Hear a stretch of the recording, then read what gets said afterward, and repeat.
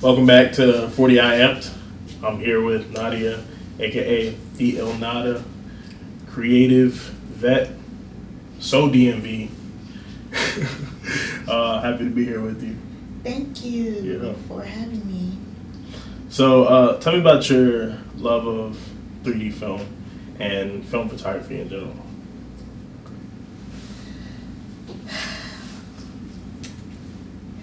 My love of 3D photography and film. Yeah. Wow, okay, so 3D film is really a unique medium when it comes to photography, and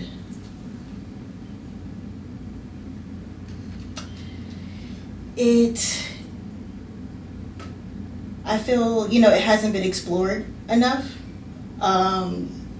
There's definitely ways you can utilize it, and so to tell different stories.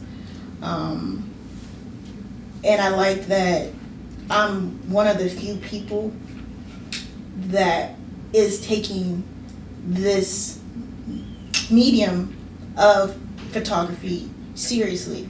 And so, it's really just exciting having the opportunity to try and push it as much as I can. And so, but my love of film, I believe it just came from with it starting as a kid, being introduced to cameras, and I had a very deep interest in cameras. When it comes to being unique and that approach to photography, how do you explore, and how has that been coming up? How have you been able to explore and set yourself apart? I've always been the type of person where if I'm given an opportunity, I try to stand out as much as I can. And so knowing that this is a rare form of photography that a lot of people, they may dibble and dabble into it, but they see that it takes a lot of work to actually produce the final product, and they get fatigued from it. And so what has prevented people from doing what you do, mm-hmm. and how have you not let that stop you? I would say it's the stamina that you need to do photography. I mean, not just photography, but 3D photography, because within 3D photography, you don't just take the picture, you get it developed and sent to you, and that's it. You have to take it and then edit it so it matches the best way it can be matched, so it's a fluid motion. And some people, they don't take that time to do that, and they see it takes a lot of work, especially if there's a lot of pictures. Usually with the Nishika, I mean, depending on how many exposures you get on the roll, it could be at most 18. And so if you shoot multiple rolls, you're shooting a lot of pictures that you don't have to edit just one picture. You have to edit 3 of them, or 4, depending on the camera, or how many frames you want to use. And so I'd say it's really the stamina, the mental stamina that you have to have in order to be able to repeat the same process and to make sure that everything moves fluidly when you complete it. Yeah, I like that. It's such a deeply involved process working with what you work with. And I want to know how else do you involve yourself with that art making process? I mean, I take the photos, but I also I've learned how to develop the film, and I learned how to scan the film, and then I've recently learned how to print my photos. And so that is a whole nother process that takes a lot of patience, and it is a learning curve, having to use different software and being able to utilize that software, because they can only be ran on different operating systems. And yeah, I mean, it's something that I'm excited about getting into because it's something that I've been wanting to get into eventually. But I thought I would have to outsource it, but now I know I don't have to outsource it anymore. I can just do it on my own and make it how I want to make it. At least for right now. Unless I want to like mass produce it, but that's in the future. We're gonna make it there. So, how do you like approach things conceptually? Like when you have an idea, like what does the Illnadaview do when she has a big old idea? That's a great question. As far as how do I go about it, I would say like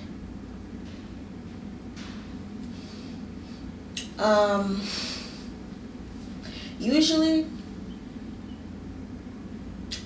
I like to utilize like music to inspire me. And usually I'll like craft the concept around like a song. And so really I'm a daydreamer. I've been daydreaming ever since little kid, you know. And I used to make like music videos in my head when I would, you know, driving in the car with my family and stuff. And so what I like to do is just now that I'm older, utilize the song to create the images and like the video within my head. And so I try to take those stills within my head and try to like replicate it within a shoot. I like that you like use music as a jumping pad for your ideas, right? So like, tell me about like being like interconnected into the DMV scene and how that's like shaped you in terms of like working with people and like, you know, stuff like that. I've been blessed to have made connections and friends with people who were already active within the scene. I'm from Montgomery County, Maryland. I'm from Germantown, and so that's like a suburb outside of DC. And so I didn't know many people within the DMV music scene until I left college, and using the internet to connect with people, or people finding me and me becoming friends with them. Shout out to Penelope Airplane. That's my girl. But yeah, she brought me in and introduced me to other girls that she went to school with. She went to Howard, and from the group of girls that I met, we created a collective called The Hierarchy. And there we did like podcasts before it was podcasting. That was like 2014. We had a show called Our Daily Bread where we interviewed different artists. And back then, the first artist that we interviewed was Gold Link. We interviewed Justine Skye, Kyle, and Leaf. She's based in New York. And so like we were getting more in touch with the music scene then, and we threw parties.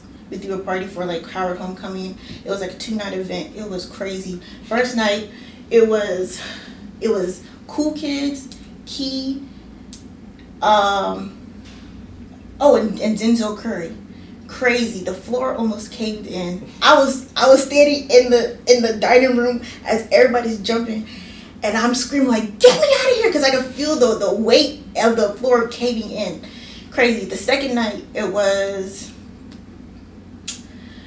a Young Leash, and I feel like it was Grande Marshall, and then I feel like there was another person, but it was a crazy party. Like people were lined up. Mind you, this is like a townhouse right outside of Howard, and people are lined up around the corner trying to get into a house, and it's packed. It was a great event, great 2-day event, 2-night event. And so we were like really immersed within the music scene then, and even with like more like the local talent, like we me working with I worked with like Kilo on some of her projects, and that's because me meeting her through Penelope Airplane. She was best friends with her, and so it's just about like utilizing like my connections within my friendships to meet new people. That's definitely helped out, and also just putting myself out there, and also being unique when it comes to my photography, and also pushing the limits when delivering my work. And so because I could have, I mean, it was already like really eye catching to see photos move back and forth. But back then I was hungry. I was really hungry, and I was like, what else can I do to make it stand out? And so that was when I started layering GIFs on top of each other to create like this multi GIF effect. And so I thought that was crazy, and a lot of people liked it too, and so that really helped me stand out even more. And also like traveling, like I went to Art Basel, and I ended up meeting Pat is Dope. You know Pat is Dope? No. See, this is like pre-pandemic. When I tell you, like the pandemic like messed up a bunch of stuff. Like everything was flowing so nice until the pandemic. But yeah, Pat is Dope.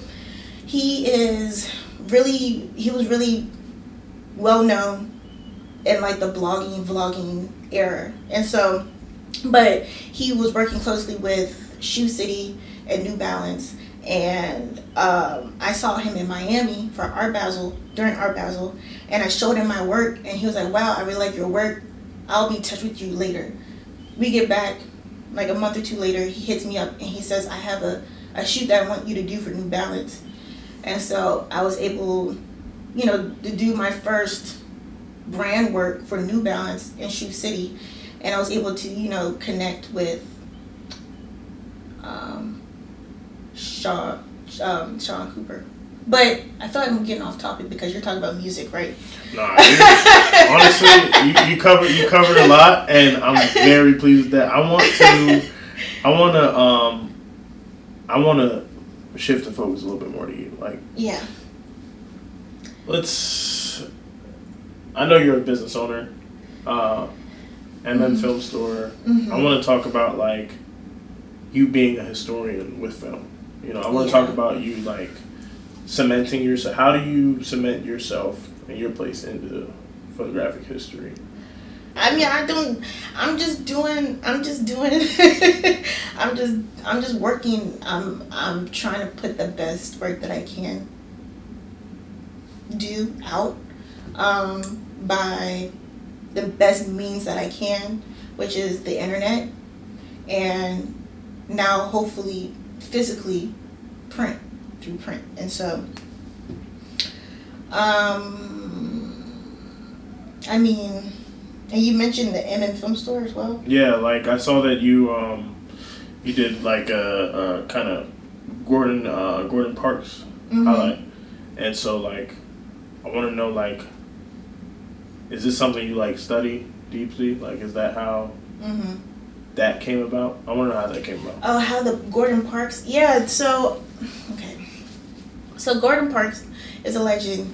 We all know. He is is a pioneer in photography, and being able to work his way professionally, and to have his work be noticed and studied and talked about to this day.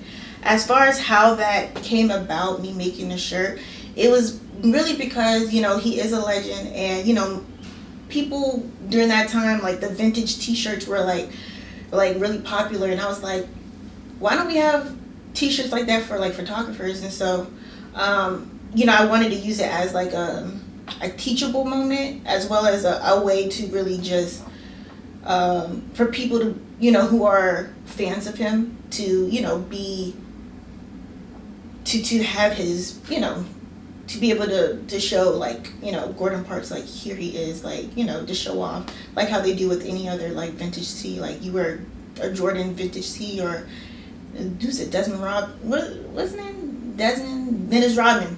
Dennis Rodman, yeah. Sorry. Yeah, like, you know, you wear vintage tees with different artists, athletes, why not photographers? And so that was a good, I like that series, and I wanted it to be, that's the whole thing, I wanted it to be a series. But then I kind of felt a way about it, because I started to notice, like, the Gordon Parks Foundation was, like, starting to look at what we're doing, and I was like, I'm not trying to be, like, disrespectful to these artists, like, because I wanted it to be other Black photographers that we did, that we were planning to do, but I didn't want to, like, not just, like, step on anyone's toes, but, like, impede on IP. Yeah. Their personal IP. And so I didn't want to, like, take photos of them and then use it to sell, and that kind of, like, felt kind of weird and slimy to me a little bit. Although people do it all the time with Jordan, different artists, different athletes, they do it all the time, like, and they don't feel any kind of way about it. But I feel like being, like, an artist and taking someone's identity and trying to profit off of it, kind of without, you know, real, I guess, clearance or, like, permission to do so. And so I really was trying to find a way to go, like, the best way to go about that, but I just haven't found the best way. I mean, of course, you know, you could go and ask them, but I don't know, I just kind of felt weird about it, so I kind of, like, stopped, because I was like... Alright, so how about this, like, tell me a little bit more about, like, some initiatives that Film Store has done, that you're proud of. Like, being a Black woman running a store is, like, a whole thing in itself. Like, tell me about that. We held, like, community events, like, within, what is it, Meridian Park, where people came out to either shop and just to meet people as well, because during that time when I created the store, it was during the pandemic. No one was seeing each other, and so wanted to just meet people in person. But really, I'm gonna be honest, I had stopped Film Store for about like 2 years. Was it 2023? I think it's been almost 3 years, and that's because of life. Like I was saying earlier, life was lifing, and so I had to, like, take a step back, and I wanted to do more with the store. And before, like I was saying, in order for me to do certain things, I needed more capital. And so, you know, that's when I decided to take that break from really photography as a whole to upskill so I can get more money through a normal job. Yes, photographers have normal jobs sometimes, and that's okay. But I have other interests, like I said, photography. I mean, other than photography is, like, I'm in tech, and so utilizing that tech bag to get what I want and to do what I want to do is actually helping out. Everything is coming in, like, everything's working out right now.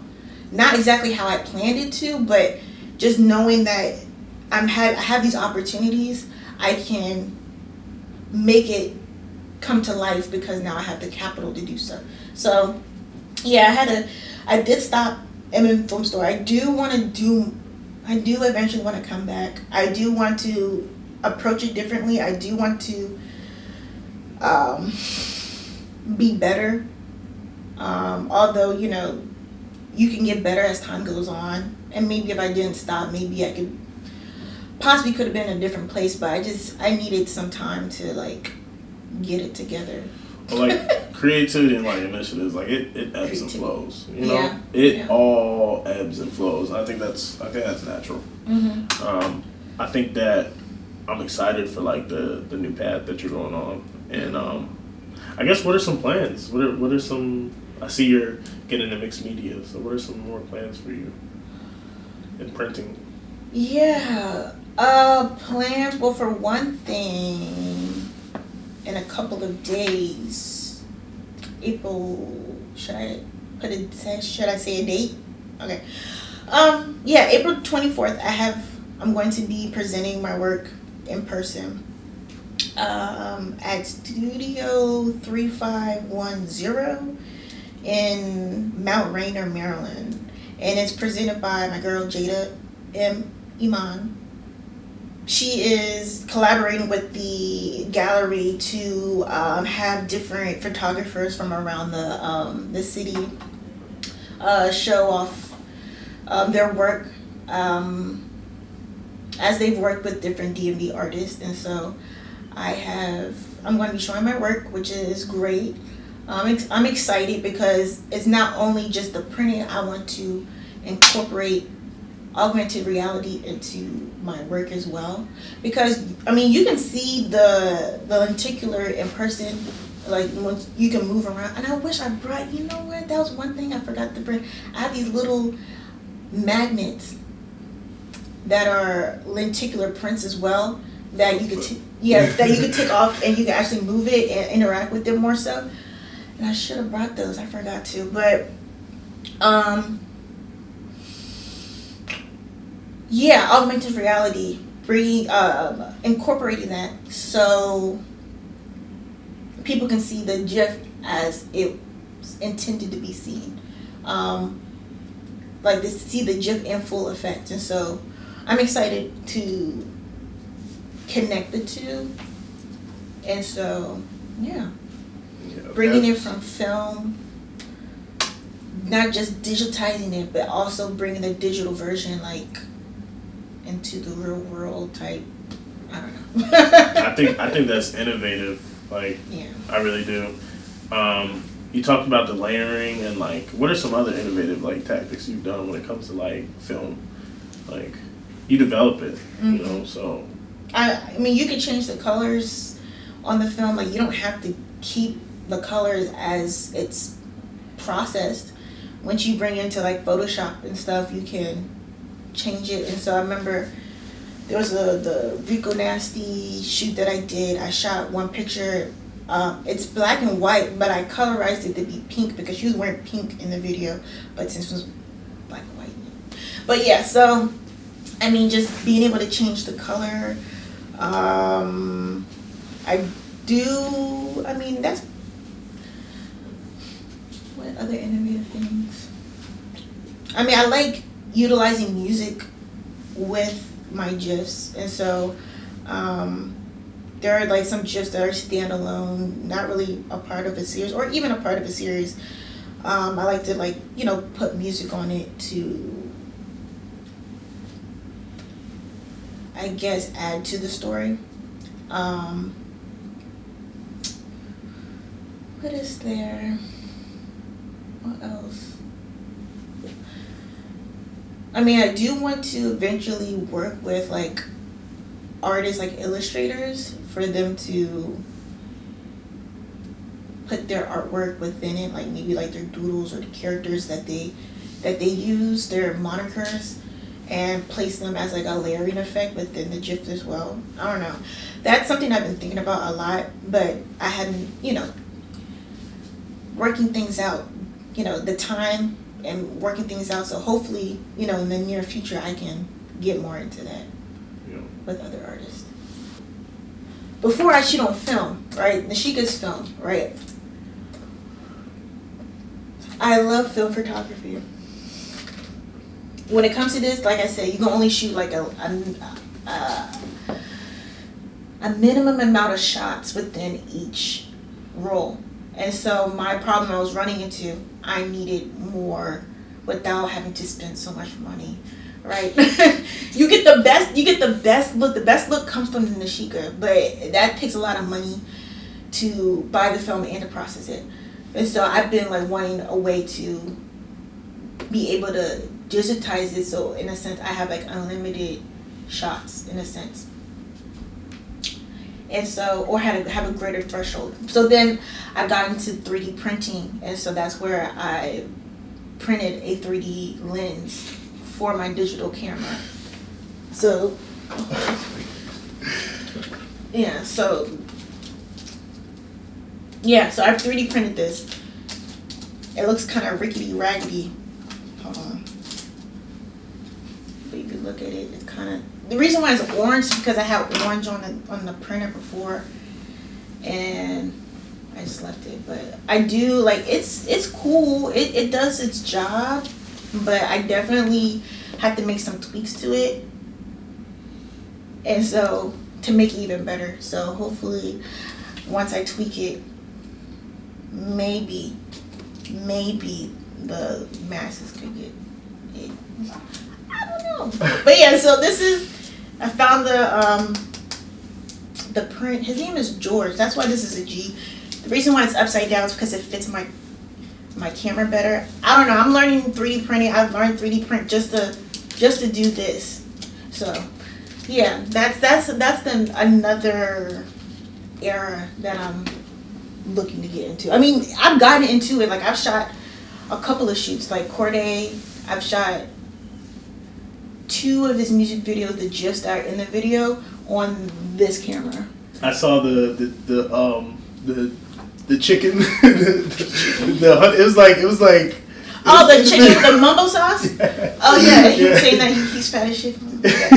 Yeah, you know, the chicken was good after we ate. My nephew helped me with that. But yeah, it took a while to get those shots, but it was great because I was able to shoot it so many different times, like more than 18. I couldn't like, and plus you can't see how it is afterwards. Like, if you got the shot, like with this, you're guessing. And thank God, there's a lot of shoots that I did where the one shot that I did take was the best shot. I wouldn't have expected it to be that good off of one shot, but it was great. Yeah. And so thankfully I was lucky to get those shots on this camera. But with this camera, you can see more. Yeah. You can see more. But you know, I can use these interchangeably, like within a shoot. Like if I'm using this camera and I'm trying to shoot with a strobe, or a flash, I can use this camera to like gauge, like be like a light meter in a sense. And so I can like test how it looks like, and then like, oh, looks great. That's what I did for Al Hosto. His shoot, we're on the side of a mountain, and I was still shooting on this camera, and I used that camera to make sure like the levels was right, and it looked great. So I was really confident shooting with this camera. So yeah, but yeah, that is just like I'm speechless. I ain't gonna lie. That just think about that and just like, I'm gonna find a way no matter what. Yeah, be curious. I'm very curious, and I like to find the solution for my problem, and I'm thinking about it all the time. And so it's just a matter of time once I get the resources to do the thing that I want to do. And so, you know, you just don't give up. What are your favorite collaborations you've done? And like, so I would say I love collaborating with my girl Lex Dawson. She is a creative. She's from Virginia, but now she's traveling the world right now. I'm so happy for her, living vicariously through her. But anyway, she is just like a force when it comes to creativity. And so whenever we come together, we always make magic. And like she's a stylist, and so she's really into fashion. And so, you know, she's able to bring the pieces, and I'm able to bring the photography, and we make magic. I like the shoot that we did. She had like these little tassels, but they're like diamond encrusted, and she had like all this jewelry and her gloves and her short hair. It was like very what's the word? It was edgy. It was edgy. Very edgy shoot. And I loved how, mixing the 3D with it and how she posed, and I really like that shoot. I really, really like that shoot. It was for her brand, what I'm saying, her brand Sundawson. And so we were shooting a campaign for her campaign. Am I saying that right? Doing a campaign. Let me start over. So we were shooting a campaign shoot for her brand Sundawson. So, yeah. I mean, shooting the Corday video for Mad as F, that was fun. I mean, it was run and gun. And shout out to my friend Wax Bando. We went to college together. Like, we have so many stories. Like, we were really, like, in the trenches learning, like, cameras. We had, like, we were in charge of like a TV show sponsored by the university, and so we learned a lot from that experience together. But I'm so proud of him because he's out here shooting everybody, and so I appreciate him for bringing me onto that project. But it was a run and gun shoot, which is something that he's like known to do, and so. Being able to find things to shoot on the fly and it being incorporated within the music video was like really cool. Like the the Metro card and the mumbo sauce and fries that just happened to be on the ground. We're at not New Carrollton, because this is, don't want to say that, but yeah. What station? Suitland. We're at Suitland Station, and just seeing that on the ground and being able to add just the Metro card to the mumbo sauce and fries on the ground, added to the music video and the message of being mad. Yeah. So that was really fun. And it was also one of the first shoots I used with the digital camera. And so that was definitely a learning experience. I did a shoot for my girl Niche. She wanted to do a Pulp Fiction themed shoot. She wanted to do more so the scene where Mia Wallace got into, it was heroin? It was really heroin, but she thought it was coke or something. And she like died for a second, until John Travolta's character saved her by putting like a syringe in her heart, in her chest. And that was one of the situations where, I had one roll of film to shoot, and essentially each picture that I took, I did just one version of it. And so it came out really good. Even like the dancing scene, like she's dancing, like the way the model Genesis, she turned around, and like it was just like that split second that I took it, you got like the perfect, like you can tell that she was dancing if you watch the movie. And then like her snorting it and her dying, like and how like it was just like the way everything looked and me how I captured it. I really enjoyed that shoot. That was a fun shoot to do. But yeah. If it was one thing you could tell like the younger you when you just started, like what would you say? It might sound corny because we talked about it already. The quote, like everything that you want is on the other side of fear. Everything you want is literally on the other side of fear. There were so many times where I was scared. So many times where I was like, oh my gosh, am I good enough? Am I, like, I would be in my head a lot about my capability and or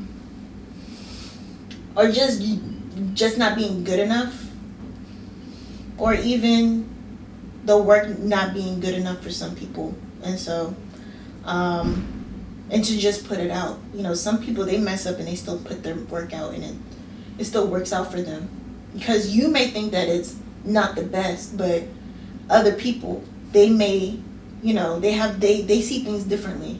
And so, it's cool to just put it out anyways.